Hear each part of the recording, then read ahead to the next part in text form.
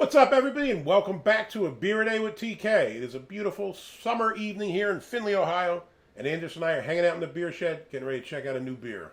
What's going on, my man? Oh, well, after all the nonsense of moving all that wood and everything else, I'm definitely ready for a beer. Yeah, it was a long night. I think we were up to about 4:30 in the morning drinking beers. And like dummies. Like fools. Don't do that. Go to school, go to work.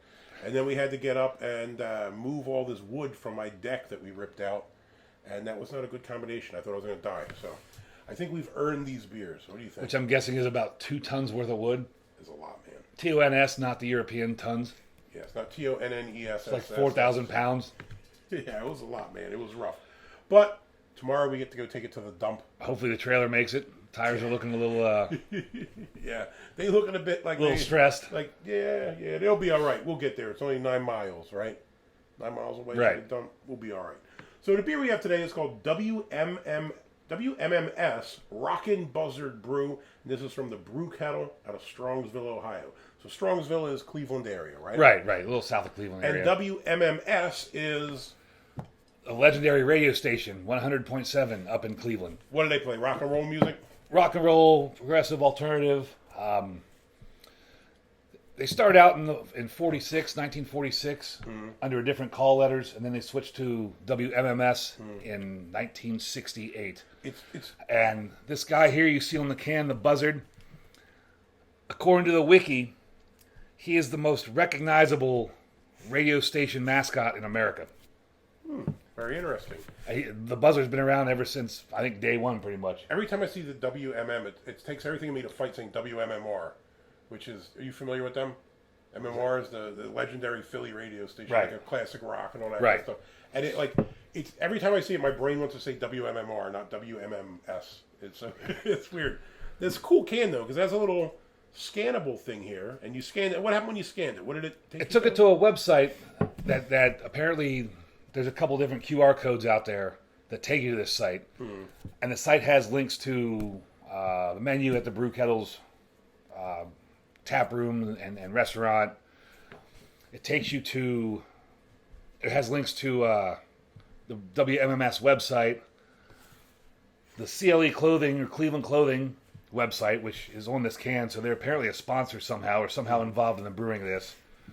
And then there's also at the bottom of the website, there was another beer that we drank last night. We did a video on Los Colores.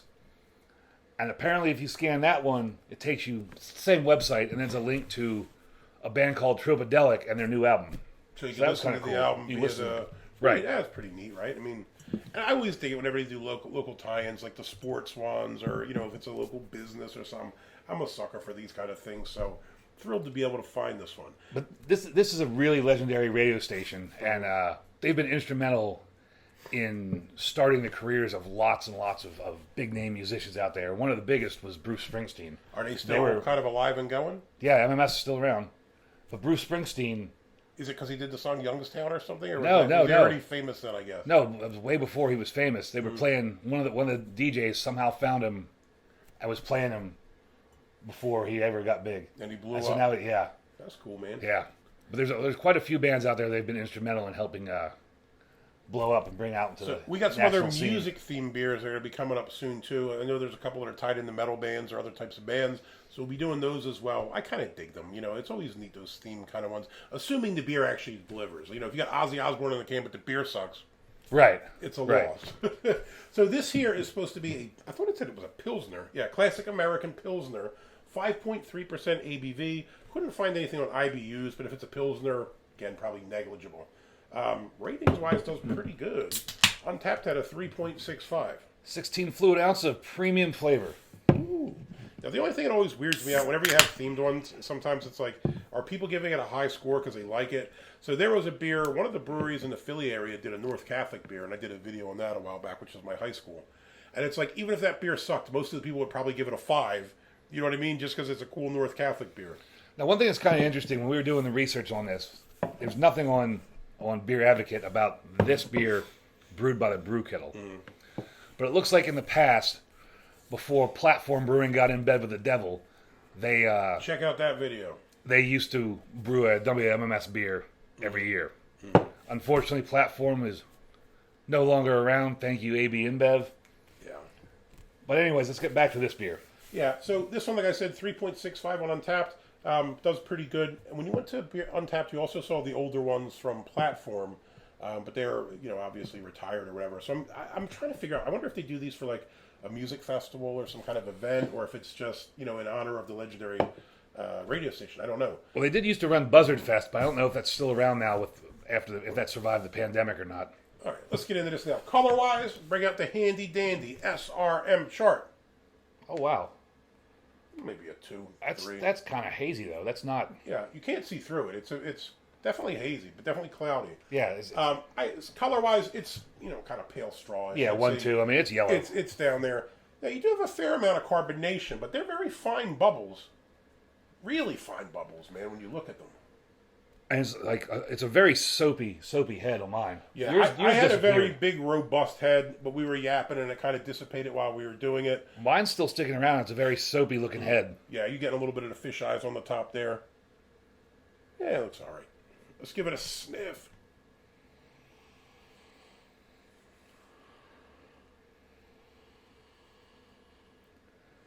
That kind of smells good. Like there's nothing like that stands out, but it kind of smells good. No, I mean it's just if that makes sense. Like bready smell. That's it. I mean, there's nothing. Yeah, a else little going bit of bready, grassy. That's about it. Pilsners. I like Pilsners, but they're very tough beers to review because it's like there's usually not a whole heck of a lot going on. Now, I tend to prefer the Czech Pilsners. I think they're a little bit stronger, a little bit more. But they're also a flavor. They're also tough beers to brew. Yeah, yeah. So, because if you screw it up, you know it immediately. Yeah. If there's anything bad about this, it's instant. You know it. It's simple, delicate. And if you screw that up, you know what happened, man. All right, let's give this a shot. Woo! Very light bodied. First thing.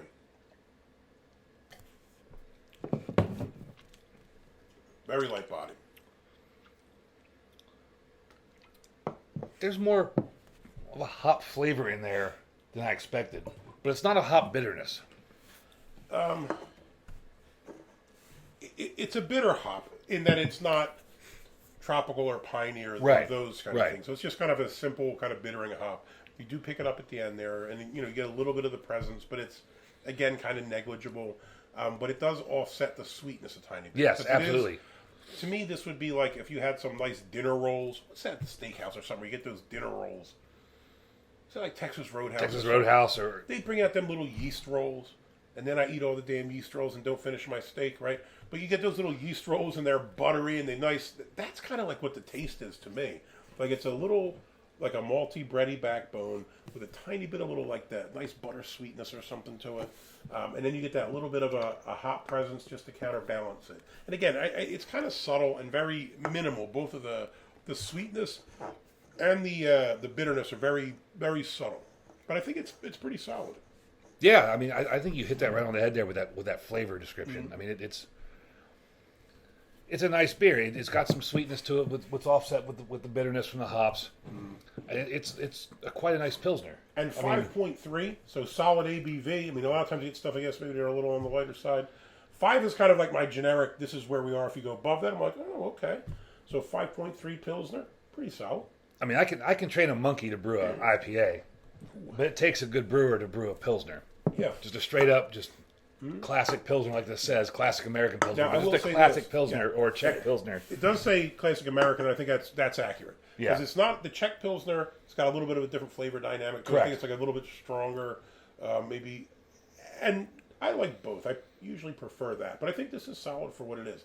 And if this is a beer that's brewed to go to like a music festival or some kind of concert series, look, man, over 5%, pretty crushable, pretty drinkable, pretty smooth. I could put these down all day long while jamming and listening to some different bands, man. I mean, again, it's WMMS, the legendary Buzzard, and they always, when they do festivals, concert festivals, it's always summertime, outdoor festivals. Yeah. This is the perfect beer for being out there in the heat, out there in the sun. Yeah. Now, you spent a lot of time in the sun because he works, he's a merch dude for all these different bands, so you spend a lot of time in the sun. I, on the other hand, hide in the summer because I hate it, and I can't stand the heat. So when you're out in the heat, you definitely need something refreshing, something crushable that's going to, do the job. And I also like that it's 5%, not I can't stand the heat of the summer either, but sometimes you got to do what you got to do. Yes, I'm not doing that. There's no amount of money you can pay me. I worked construction in Florida when I was younger, and I hated it. It's actually what pushed me to go back to college, because I couldn't stand working construction with my father in South Florida, where it was 1 billion degrees. Bugs would be in your beard and your leg hairs and your arm hairs. Oh, it was miserable. Do you think this flawless, fair skin likes the sun? Our people are from cold places, dude, where we have 8 different words for the type of rain that comes through our country. That's where we're from. I'm Irish and German. He's Scandinavian, brother. Like, we can't mess with the heat. We're not built for it, man. I'll tell you this. Listen, before we wrap this up, I used to work construction with my dad, like I said, and I can remember digging holes. Because I was just out of college, undergrad, and I'd get sent to do the crappiest work. So I was like the manual laborer on the job. So I'm digging holes in South Florida where the sand is the soil is very sandy. So like each one you shovel out, like 2 more fall back in. And I was just like, what the hell is this crap, man? And twice I was digging these holes, 100+ degree day, probably 100% humidity, and passed out, man. Passed out in the hole, just ate it. My dad woke me up, made me drink a Gator, and then made me go back to work. I said, dude, I probably have like a heat stroke. He's like, get back to work. And I just thought, in my brain now, I think maybe he was pushing me so I would abandon this life, because it was not for me. Not all my uncles, but both my grandfathers, my brother, my dad, number of my uncles and family, cousins are in construction business. I would cut my fingers off by lunch. I was useless, dude. I was not cut out for that. And I'm glad that it pushed me back to school so I can make stupid beer videos in my summer off as a professor. It's a much better game, dude. Well, at least you have all your fingers and thumbs, so you can tell us what you give this beer. I give it thumbs up. I really like it. I enjoy it. Now, I was unfamiliar with WMMS. I mean, I don't really get the Cleveland stations on this side of the state. But solid beer, and if you were drinking this at a festival, absolutely love it. I wouldn't be surprised if you couldn't pick it up somewhat down here sometimes, because it's a powerful station. 34,000 watts is a boomer for an FM station. Maybe I don't know nothing about that stuff. Maybe I just got to look into it more. I mean, forever I had the Sirius. I would just listen to Lithium and 90s stuff over and over again, or Rock the Bells, classic rock. I mean, classic rap. That was kind of it for me, man. Well, they are an iHeartRadio affiliate now, so then I can you can get them anywhere in the world through iHeartRadio. So maybe I'll start listening to them, and maybe you should. So what do you think? Did you give it a thumbs up already? I would definitely give this beer a thumbs up. I mean, yeah. It's surprisingly well done, a nice beer, and I mean, it's, again, perfect for like a radio station festival outside. Yeah. It's definitely like a good American Pilsner. This is a good example of an American Pilsner. I mean, they've done a real good job. I mean, the Brew Kettle always does good beers. Yeah. They're a pretty solid brewery up there in Cleveland, in the Cleveland area. So I wish I saw more of their stuff. I do see them. They're not everywhere, but if you go to Kibby's or the Better Beer Shop, still have them. But I gotta start buying some more. I think they do really good stuff. Them and Masthead's my other one out of Cleveland. I love Masthead. One of my former students, they make some good pizza. One of my former students, I think, worked there and bought me a bunch of them, or maybe his family member worked there, his brother or something. And I started trying to absolutely love them. So, I mean, I don't know. Maybe I'll do some more of their videos. So, anyway, this is enough rambling. Brew Kettle, you crushed it with this WMMS Rockin Buzzard Brew. And we gave you 2 thumbs up. Hopefully, people, if you liked the video, give us 2 thumbs up. Hit that like button. And if you want to see more videos like this, please hit subscribe. And as always, you got any comments or questions, jump in down below. Are you from the Cleveland area, or are you listening to these guys on iHeartRadio? If so, let us know what you think about them. Or if you've had the beer, let us know what you think about the beer. Hey, till next time. Cheers.